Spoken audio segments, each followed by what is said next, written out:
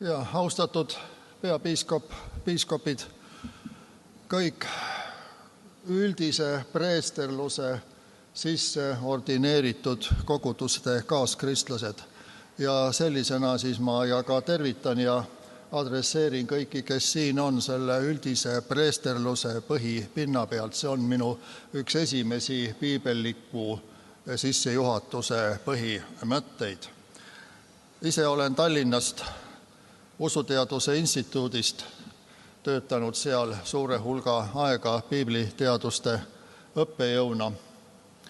Ja täpselt niimoodi on see esimene teemarühm või teemaring, teemagrupp, mis on seotud piibliga, nii ka valitud mitme aasta jooksul loodetavalt toimiva arutelu kultuuri edasiviimiseks, õigupoolest sissejuhatamiseks, sest ilma piibellikke küsimusi esitamata, ennast piibli põhjal kontrollimata, ilma rahvaga oma koguduse keskel piibli üle arutamata, langeb ära põhi kõigelt muult, olgu selleks vanuritega tegelemine, olgu selleks elupühadus, olgu selleks abielu, olgu selleks luterlik identiteet, mis tahes küsimus, kõige puhul küsime alguses selle järele, missugusel põhjal me seisame.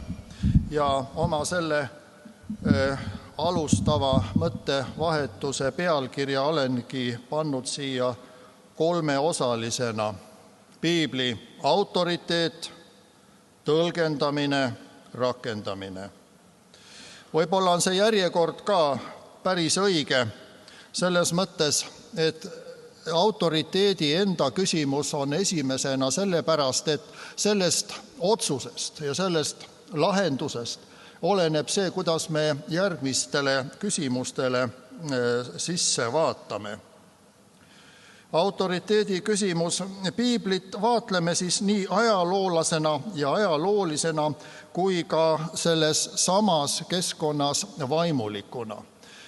Ja see eristab nüüd siis meiepoolset piiblile lähenemist mis tahes muust humanitaarteaduslikust ajaloolisest lähenemisest. Kui ma olen ka kursuseid pidanud ja mõningaid artikleid kirjutanud, siis vähemalt ühes oma raamatus olen ma maininud ka seda, mida humanitaarteaduste professor Rein Raud oma raamatus Kultuur on kirjutanud, et kui nüüd vaimulik, kes on ise vaimulik, hakkab piibli tõlgendusest rääkima, kirjutama, ta peaks kuidagi saama justkui objektiivseks, ehk ta peaks selle teemaga tegelemise ajaks oma uskumise kõrvale panema. Rein Raud pani sinna punkti. Ta ei lisanud seda, mida ma olen esile toonud, et aga kui professor Rein Raud, kes ei usu, näiteks ka piibli näiteid toob ja usuteemadel kirjutab ja uurib teadlasena, siis ta peaks oma uskmatuse selleks ajaks kõrvale panema. Ehk siis piiblit me vaatleme ajaloolisena ja samas ka vaimulikuna. Piibel on kõiki kristlasi ühendav pühakiri. See on korraga nii teaduslik tõsiasi kui ka vaimulik seisukohavõtt ja hinnang.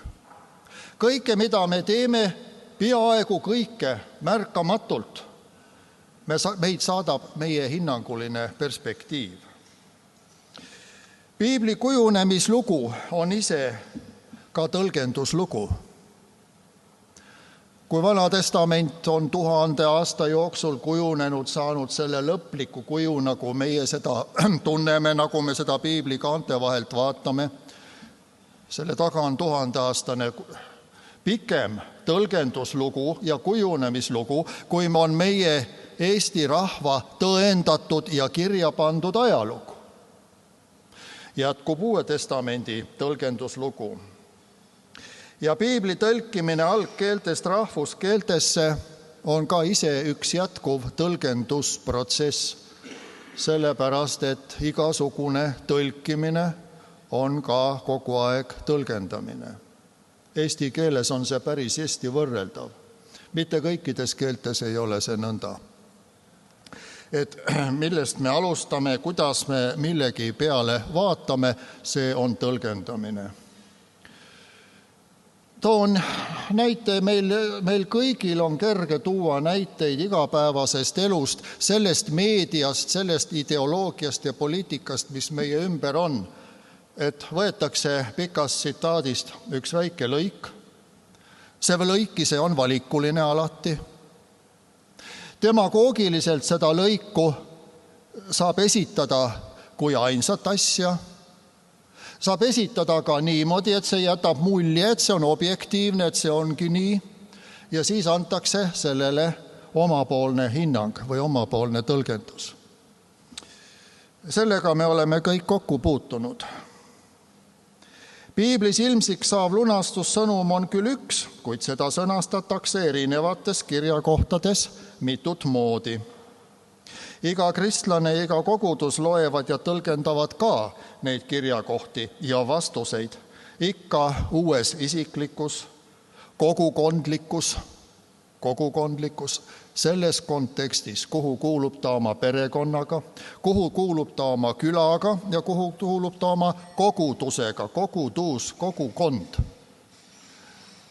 Vahelõikuna, et ma jälle ära ei unusta, võib-olla ma kordan seda lõpuks uuesti. Mida mina selle hea ja kritiseeritud sõna arutluskultuur juures esile tahan tõsta? Mis selle eesmärk võiks olla? Mis selle liitsõna esimene pool on? Aru.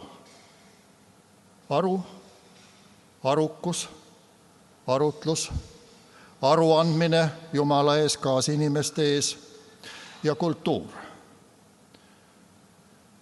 Mina näen selle arutluskultuuri mõtte juures 3 põhikomponenti, mis võiksid olla igal korral, kui me sellega tegelema hakkame, meie juhtnöörideks, meie enesekontrolliks, meie ideaaliks.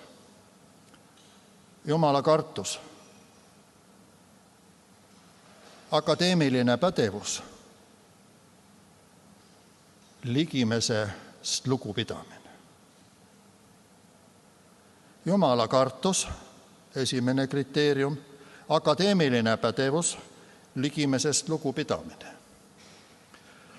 Võime igaüks mõelda, kuidas meil ühegiga neist lugu on, aga see teine punkt, ka see akadeemiline pädevus, vajab seda, et me oma kirikus rohkem piiblitunde, piiblikoolidest osavõttu, nagu näiteks on Tartu pastoraadi piiblikool, mis on luterliku kiriku ainus päriselt läbi mõeldud, läbi töötatud ja aastaid toimiv piiblikool, kuidas selles osas me oma pädevust tõstame. Ja jäädes veel kord selle teise momendi, selle pädevuse juurde, on ju ka see, et arutluskultuuril on vähemalt 2 otsest järgnevat funktsiooni. Et me ise seesmiselt oma pühakirjast mitmekülgsemalt, paindlikumalt, rikkalikumalt aru saaksime. Ja et me kirikust väljapoole oma kogukonnas, oma ühiskonnas oleksime pädevamad vestlema, arutlema, sellest aru andma. Algkristlus on olnud tunnistust andev ja kuulutav usukogukond, usukogukondade võrgustik.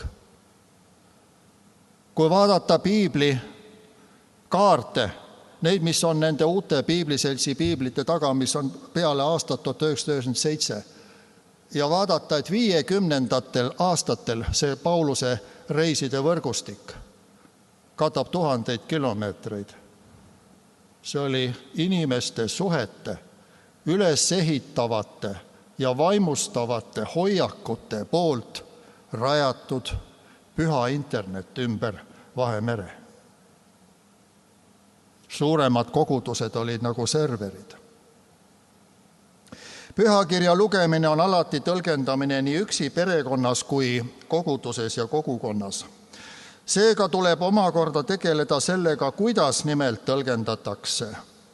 mis ühendab, tegeleda sellega, mis eristab ja mis jälle uuesti kokku toob.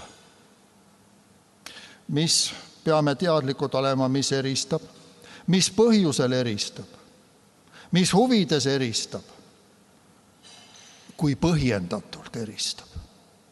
Ja siis jälle uuesti kokku tuua. Piibli tõlgenduses võib ka natukene niisugust interdistsiplinaarset huumorit teha, et räägitakse või öeldakse, et esimene tasand on siis eksegeetika.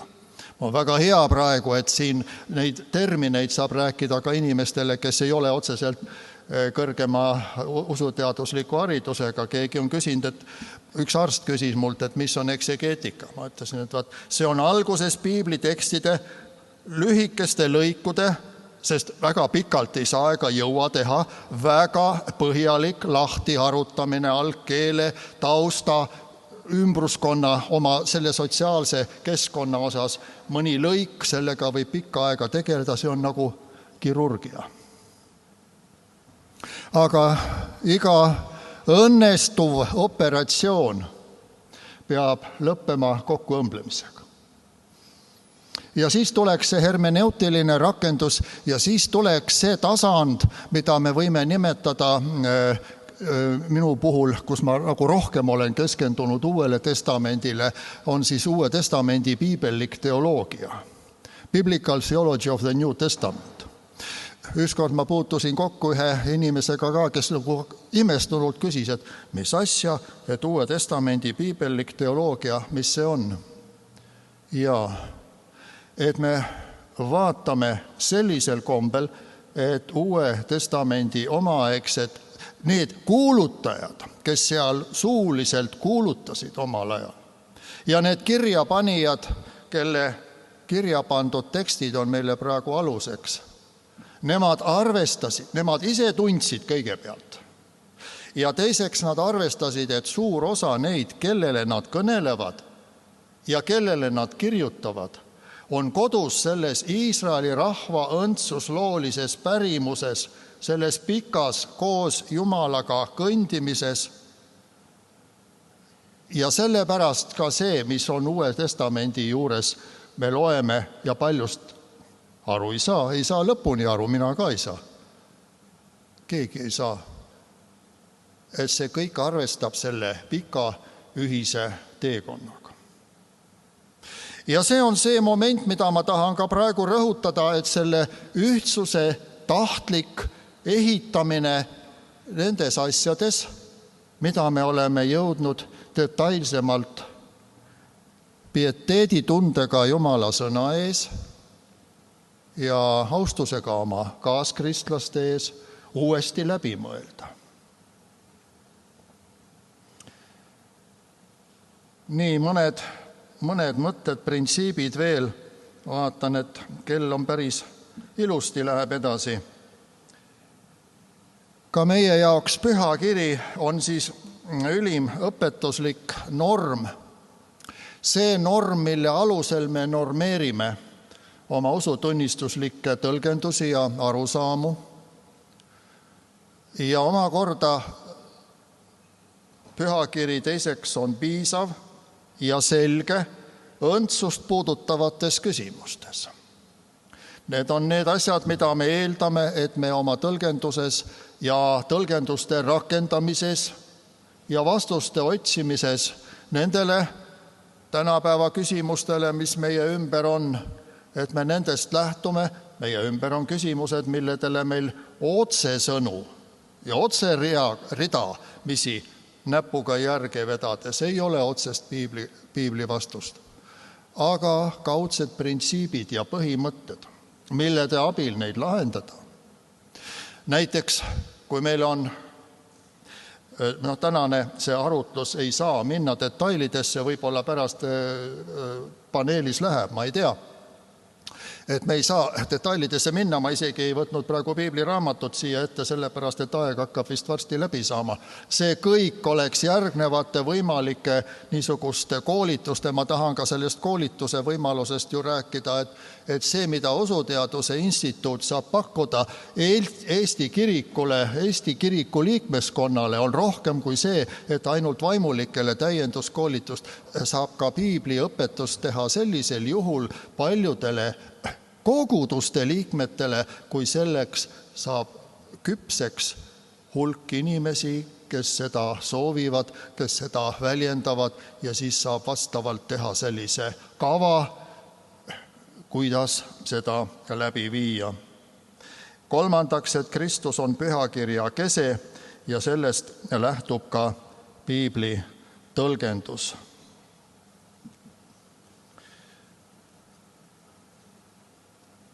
Mul on siin üks raamat, mida ma ise ka vahel loen, seepärast ma olen suure osa sellest ise kirjutanud. Ja siin on piibli hermeneutikast ehk tõlgenduse teooriast olen kirjutanud need osad siin usuteaduse üliõpilastele ja siin siis ka mõnedest kohtadest mõned peatuspunktid.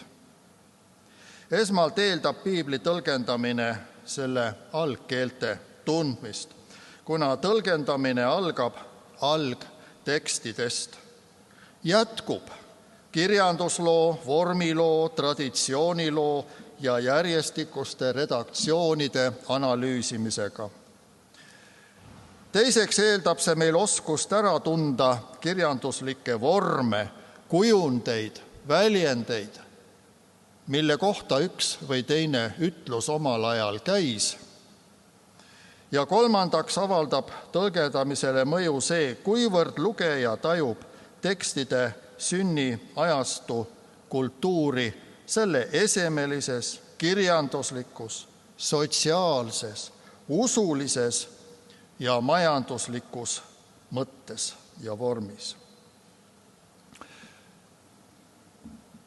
Üheks oluliseks eelduseks on ka muistsete tekstide puhul, piibli puhul, parema mõistmise saavutamiseks on meie kui lugeja niisugune hoiak ja lähenemisnurk, mida kirjutajad ise võisid oma lugejatelt eeldada. Nüüd ma viitasin sellele, millele on päris palju tööd vaja teha, et jõuda. Ma ise tegelen sellega. Kuidas püüda leida, läbi mõelda seda oletuslikku lähenemisnurka, mida need kirjutajad, kellelt me enam küsida ei saa, võisid oma lugejatelt eeldada. Meil on 2000-aastane lünk siin. Ja vaat selle ületamiseks ongi ka paljud teoloogid ju oma elutööd teinud ja nende raamatutest, tööviljadest saame meie palju kasu. Autoriteedi küsimus. Võõrsõna meile, autoriteet. Sellega on ka üks selline, mis minul tuleb kohe nagu mõttena meelde, seob meid jälle keeltega. Kui räägitakse Uues Testamendis evangeeliumite autorid räägivad, kui Jeesus kõneles, kui Jeesus õpetas, siis praegune hea, ilus vanaaegne sõna on see, et ta õpetas nii nagu see, kellel on meelevald ja mitte nagu, need teised ei hakkagi nimetama, ei hakka näpuga näitama. Meil on ilus sõna meelevald. Kreekakeelne sõna on seal exousia. Mis me sellega teeme? No kui me seda ei oska järgi vaadata, ei saa näiteks Liddell and Scotti Greek English leksikoni või mõnda muud kätte, vaatame, mis seal, inglased on ka targad inimesed, sealt me leiame enamasti sõna authority. Kui tore! Inglased on kasutanud sõna autoriteet, paneme meie ka siis sõna autoriteet. Hõlbus lahendus, aga mitte hea lahendus. Mis see mis on selle, kus see autoriteet ja kus see authority tuleb. Ma toon lihtsalt praegu ühe väikese näite ladina auctoritasest, mille tähendused on see, kes midagi teeb, see, kes midagi toime saadab, millest on tulnud ka teine sõna, autor, aga seal on ka, sellel auctoritasel on ka selline, ma loen siit kohe ette. Auctoritasel on palju tähendusi: kindlustus, tagatis, usaldatavus, eeskuju, näidis, tähtsus, mõjuvõim, nõuanne, tahteavaldus, otsus. Kui me kõneleme siis nüüd jälle eesti keeles ja kasutame selleks võõrsõna piibli autoriteet, siis oleme me siin taas nüüd ka selles olukorras küsida, mis on autoriteedi kui enda niisugune üldisem tähendus võiks olla. Teksti autoriteet võiks olla see lugupidamine, mille inimene, lugeja omistab tekstile. Isiku autoriteet on lugupidamine, mille inimene osutab isikule. Jõuame ka lugupidamise juurde. Saab öelda, et piiblil on iseenesest autoriteet, aga selle lause, et tal on iseenesest autoriteet, ongi ju omistanud piiblit ja Jumala sõna uskuv inimene, nii et siin see moment tuleb ka alati juurde, et see on see lugupidamine, see on see meelevald, mida lugeja, kuulaja, inimene osutab. Muidugi, ja nüüd selle kõrval on ka veel üks teine nähtus, kui me vaatleme piibli tekste sellisena, kust me leiame või missuguseid näiteid me leiame kõige kõnekamatena sellega, mis piibli autoriteeti saaksid toetada. Üks parimaid on Jesaja raamatust, mis ütleb, et Jumala sõna ei tule tühjalt tagasi. See on refleksiivne autoriteedi põhjendus, see on pühakirjas endas, see on prohvetlik refleksiiv, vaid saadab korda, nii nagu lumi ja vihm, mis tuleb taevast, ei lähe tühjalt tagasi, vaid saadab korda selle, milleks Jumal ta on läkitanud. Ehk nagu autoriteedi küsimuse puhul üks piibli näidetest, kui meil on vaja näiteid tuua, me ei pea siin praegu pikka loengut, on siis selle põhjalt, et mida prohvetlus ütleb. Toorast võime ütelda ka selle, et see ei ole tühipaljas sõna, vaid see on teie elu. 5. Moosese raamatust. Uue testamendi puhult võime ühe näite tuua muidugi Jeesuse kõnedest, kes ei ole tulnud toorat tühistama, vaid täitma, mis paneb meid ka mõtlema, et need nõuded ja need esildised, mida piibel esitab, neid ei saa kergekäeliselt kõrvale visata selle põhjal, et meid ümbritsev maailm praegu tahab seda teha või mingi huvirühm tahab seda teha. Ja teine ka Pauluselt Rooma kirjast. Seadus on õige ja püha ja hea koos selle tõdemusega, et mina inimesena ja ka terve Iisrael rahvana ei ole suutnud selle kõrgusele tõusta. Nõnda leidsime lihtsalt praegu tänase sissejuhatava mõtiskluse juures autoriteedist, pühakirja autoriteedist rääkides nii sellise definitiivse üldkultuurilise näite kui ka siis otseselt sellise piibelliku näite.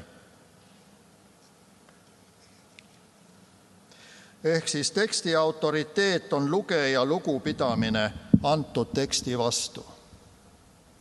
Ja meie saamegi endalt küsida, missugune on meie lugupidamine selle teksti vastu.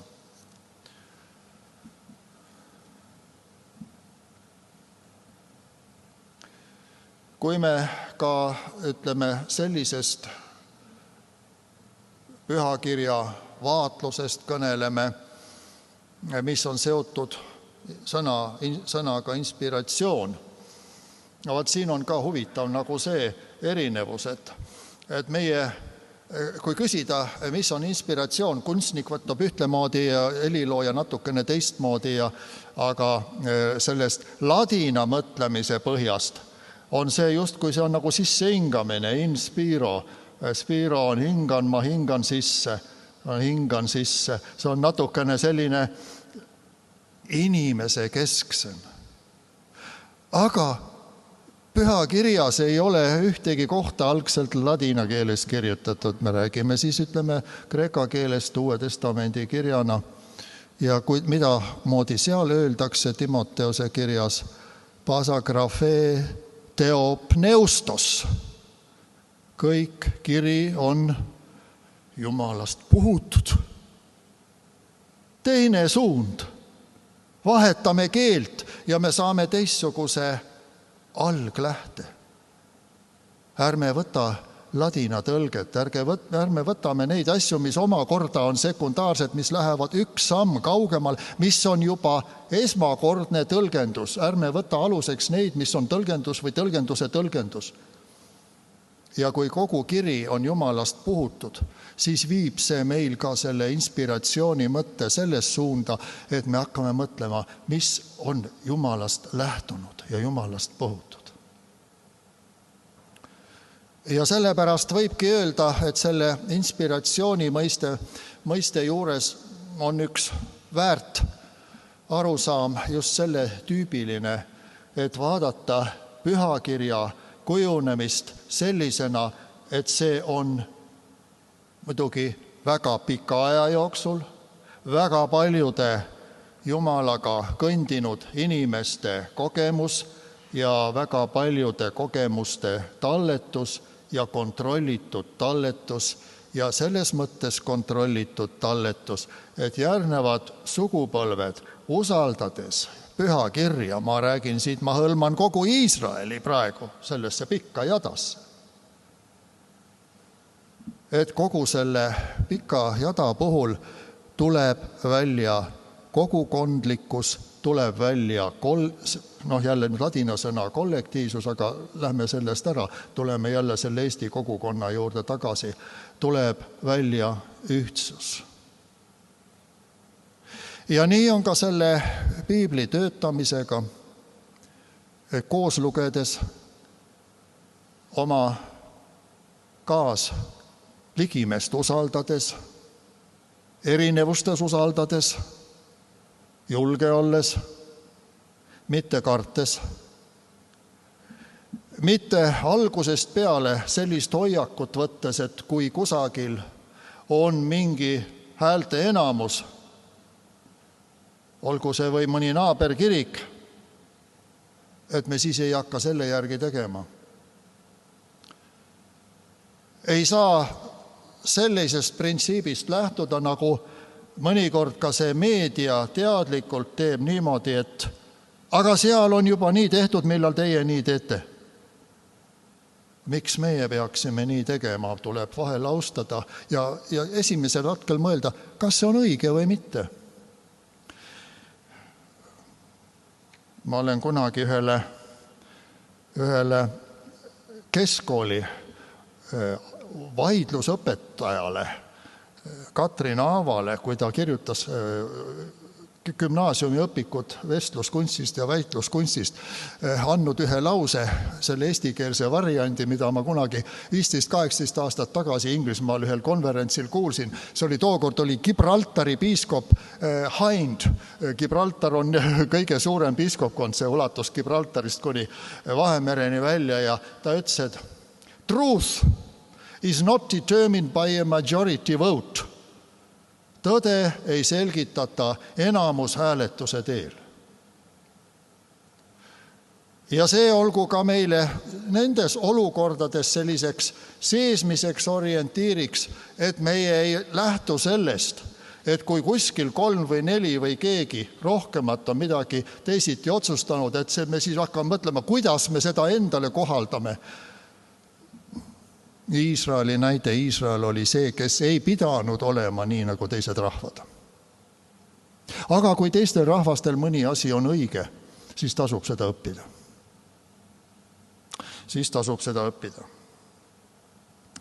Inspireerituse all võib siis mõista veendumust, et piiblis sisalduv kirjandus, meie ees on ju kirjandus, võlgneb mingil erilisel meile tajutamatul viisil oma päritolu Jumalalt.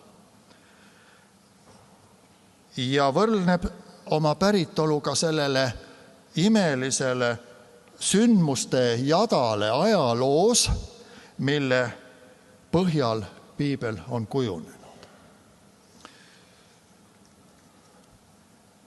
Meie arutluskultuuri eesmärk minu hinnangul oleks omaenda arutluse, kirikusisese ja kirikust väljaspoole kiirgava lugupidamiskultuuri parendamine, kasvatamine, nende 3 printsiibi, Jumala kartus, akadeemiline pädevus ja ligimese austamine, nende koosmõjus. See on dialektika ja dialektika on alati keeruline. Sõnadest, eks ole, dia läbi kreeka keeles ja seal on ka see sõna logos, selle derivaadid on sees läbi sõna midagi teha. Peab olema valmis arutluseks, peab olema valmis vajadusel vähemuses olemiseks, peab olema valmis lugupidamiseks. Ja kõige selle juures küsides, kas see minu hoiak pühakirja lugedes, Jumala kartuses on ehtne. Ega seal ei ole liiga palju mingit oma agendat. Kui on, siis tähelepanu iseendale.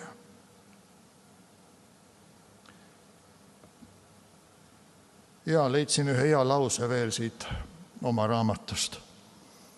Uue testamendi tekstide kirjutajad, Markus, Matteus, Luukas, Paulus ja teised, eeldasid oma kaasaegsetelt lugejatelt mitte üksnes pühakirja ehk siis Vana Testamendi tundmist sellel ajal, vaid ilmselt nad eeldasid seda, et Vana Testamenti ka tulevikus loetakse.